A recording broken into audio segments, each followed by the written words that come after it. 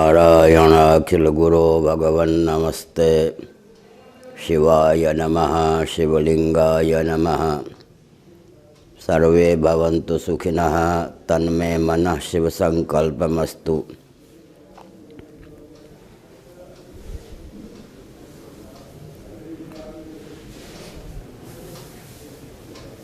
नारायण।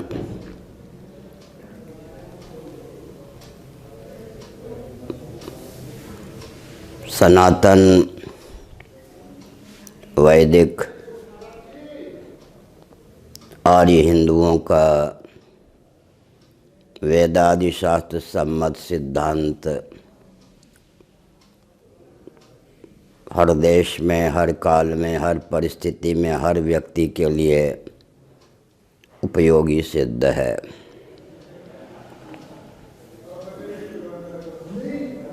सनातन शास्त्रों में आहार विहार और व्यवहार की जो विधा प्राप्त है उसके प्रति कूटनीति का आलंबन लेकर अनास्था उत्पन्न की गई। कुछ व्यक्ति अज्ञता के चपेट में पड़कर उसे कोसने लगे, परंतु भगवद गीता में श्री कृष्णचंद्र का उपदेश अर्जुन को प्राप्त है। युक्ताहार विहारस्य, जो कुछ आहार विहार जागृत स्वप्न सुषुप्ति संयक हमारा व्यवहार हो, सब में संयम सन्निहित हो, सुव्यवस्थित हो, शास्त्र सम्मत हो, तो अपना जीवन अपने लिए अन्यों के लिए भी हितप्रद सिद्ध होता है। अरुतिर्जन संसदि विविक्त देश सेवित्वम आदि जो भगवान श्री कृष्णचंद्र के वचन गीता में सन्निहित हैं। आजकल कोरोना के चपेट में जो नहीं आ पाए हैं उनको सावधान करने की भावना से स्वास्थ्य विभाग सावधानी बरतने का उपदेश दे रहा है। विचार कर देखें तो सनातन वैदिक आर्य हिंदुओं के जीवन में वे सब विधि निषेध की विधा स्वभाव से प्रतिष्ठित थी, लेकिन विद्वेष मूलक, संकीर्णता मूलक उद्घोषित करके स्वतंत्र भारत में हिंदुओं के जीवन को शास्त्रीय विधा से करोड़ों किलोमीटर दूर फेंक दिया गया। अब स्वास्थ्य की दृष्टि से सही शुद्ध मिट्टी के प्रयोग की चर्चा है, शुद्ध पानी के प्रयोग की चर्चा है, शुद्ध प्रकाश और पवन के प्रयोग की चर्चा है, और अवकाश बनाकर आपस में संवाद की, प्रवचन आदि की विधा पर भी प्रकाश डाला जा रहा है। तो हमने एक संकेत किया कि कितनी चिड़िया उड़े आकाश चारा है धरती के पास। अंत में दार्शनिक, वैज्ञानिक, व्यावहारिक तीनों धरातल पर सनातन वैदिक आर्य हिंदुओं का जो वेदादि शास्त्र सम्मत सिद्धांत है उसके अनुपालन करने की आवश्यकता है। विश्व के हितैषी मानवता के जो भी पक्षधर विशेषज्ञ हैं उनसे मेरा अपनत्वपूर्वक यह अनुरोध है कि वे सनातन वैदिक आर्य हिंदुओं का वेदादि शास्त्र सम्मत परंपरा प्राप्त जो कृषि, भोजन, वस्त्र, आवास, शिक्षा, स्वास्थ्य, यातायात, उत्सव, त्यौहार, रक्षा, सेवा, न्याय, विवाह आदि के प्रकल्प हैं उन पर विश्व स्तर पर समीक्षा करें, संगोष्ठी करें ऐसा करने पर वे इसी निष्कर्ष पर पहुँचेंगे कि सब के साथ दार्शनिकता है, व्यावहारिकता है, वैज्ञानिकता है। यहाँ तक मैं एक संकेत करता हूँ, वस्तु और व्यक्ति की छाया से भी अच्छे और बुरे परमाणुओं का निस्सरण होता है। उनमें भी दिव्य अदिव्य भावों के संक्रमण की क्षमता होती है। यहाँ तक हमारे पूर्वजों ने सावधान किया था। देवियाँ ऋतुमती होती हैं, रजस्वला होती हैं। उनके स्पर्श की विधा पर प्रकाश डाला गया और वे उन दिनों किसको देखें, किसको न देखें, किसे छुएं, किसे न छुएं, इन सब तथ्यों को उद्भासित किया गया, जिसे कालांतर में छुआछूत, अस्पृश्यता, जातिवाद, स्त्रियों का तिरस्कार, यह सब कहकर उपेक्षित किया गया। मैं एक संकेत करना उचित समझता हूँ कि सर्वमंगल मंगल्ये शिवे सर्वार्थ साधिके शरण्ये त्र्यंबके गौरी नारायणी नमोस्तुते स्फटिक की माला पर 108 बार दुर्गा सप्तशती में सन्निहित इस श्लोक का पाठ करें। और पुराणों में जो धन्वंतरि का वचन है, अच्युताय नमः, अनंताय नमः, गोविंदाय नमः, इन 3 मंत्रों का जप करें, या केवल अच्युत अनंत गोविंद, अच्युत अनंत गोविंद का भी जप करें तो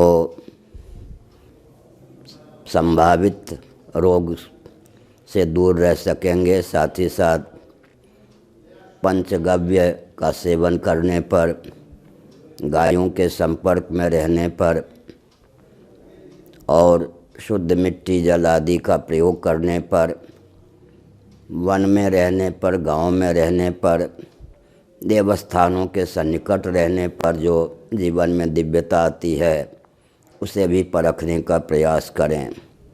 भगवद गीता के 2 मार्मिक सूत्रों पर हम आपका ध्यान केंद्रित करना उचित समझते हैं। क्षयाय जगतो हिताः सर्वभूतिरताः। एक आचार विचार व्यवहार की वह शैली है जो अपने लिए और सबके लिए घातक है। एक वह शैली है जो अपने लिए और सबके लिए तारक है, उद्धारक है। ये 2 जो विभाग गीता में किए गए हैं उन पर विचार करने की आवश्यकता है। बुरा न माने, लेकिन वस्तु स्थिति है कि चमगादड़ और कुत्ते तक के मांस खाने वालों ने अपने प्रति क्या भला किया होगा। उनके श्वास प्रश्वास के माध्यम से आज पूरा विश्व संत्रस्त है। मानव की प्रजाति ही नहीं बल्कि पशु पक्षी और वृक्षादि जो स्थावर प्राणी हैं उनमें भी संक्रमण की संभावना है। कुछ महानुभावों ने संपादकी के माध्यम से एक भावना व्यक्त की है कि समय समय पर भविष्य में इस प्रकार की महामारी, नए नए आघात होने की संभावना है। लेकिन हमारे चीन, Bharat, America, Britain, Germany, Japan आदि के जो चिकित्सक हैं, विशेषज्ञ हैं, स्वास्थ्य विभाग के, इतने दक्ष हैं कि किसी भी रोग का 1 महीने के भीतर ही, 15 दिन, 7 दिन के भीतर ही समाधान निकाल सकते हैं। लेकिन मैं एक संकेत करना चाहता हूँ, पंख में निमग्न होकर उसे धोने की चेष्टा की अपेक्षा पंख से बचने की आवश्यकता है। ऐसी ऐसी नई बीमारियां उद्भूत होंगी जिनका अनुमान भी पहले से लगाना कठिन है, और समाधान ढूंढ लेंगे तब तक नई बीमारी आ जाएगी। इसलिए बहुत आवश्यक है कि हम गाँवों के जीवन को, वन के जीवन को, सात्विक आहार विहार को प्रोत्साहन दें, अनावश्यक स्मार्ट सिटी से बचने का प्रयास करें, संयुक्त परिवार की रक्षा करें। खान पान जनसंपर्क में जो वैदिक महर्षियों ने विधि निषेध की संहिता तैयार की है उसकी दार्शनिकता, वैज्ञानिकता और व्यावहारिकता पर विचार करें। मैंने कई बार आप महानुभावों को संदेश दिया, फिर स्मरण दिलाना उचित समझता हूँ कि विद्युत के विशेषज्ञ विद्युत को लेकर जो विधि निषेध की संहिता प्रस्तुत करते हैं उसके पीछे न उनका राग होता है, न द्वेष होता है, न उनकी कोरी भावुकता होती है, न विवेक होता है। प्रयोक्ता को लाभान्वित करने और हानि से बचाने की भावना से वो विधि निषेध की संहिता प्रस्तुत करते हैं। इसी प्रकार सनातन धर्म में हमारा जीवन अपने लिए, अन्यों के लिए सुखद हो, कामक क्रोध लोभ नियंत्रित रहें या बिल्कुल इनका अक्लिष्ट उपयोग हो, क्रोध पर क्रोध किया जाए, कमनी भगवान को मान लिया जाए और भगवत तत्व को प्राप्त करने का लोभ जीवन में आ जाए। इस प्रकार का जो संदेश हमारे शास्त्रों में है उनका अनुपालन करना चाहिए। मैं मांसाहारी महान भावों से एक संकेत करता हूँ। मनुस्मृति महाभारत आदि में मांस की निरुक्ति की गई है। मांस संस्कृत की दृष्टि से मुझे वह अर्थ होता है आज जिसे मैं भोज्य पदार्थ के रूप में पा रहा हूँ, जो किसी प्राणी को मार करके उसका मांस मुझे सुलभ हुआ है। वह बोलता है कि आज न सही कल देह के नाश से जीव का नाश नहीं होता, देह के भेद से जीव में भेद की प्राप्ति नहीं होती। वह बदले में मुझे भी इसी प्रकार मारेगा। मांस की निरुक्ति समझ लेने पर कोई भी विवेकी मांसाहार में प्रवृत्त नहीं होगा। परिसंख्या विधि से अगर मांस का त्याग संभव न हो तो शास्त्रों में जिनको प्रारंभिक दशा में विहित माना है वहीं तक जीवन को संयत रखना चाहिए।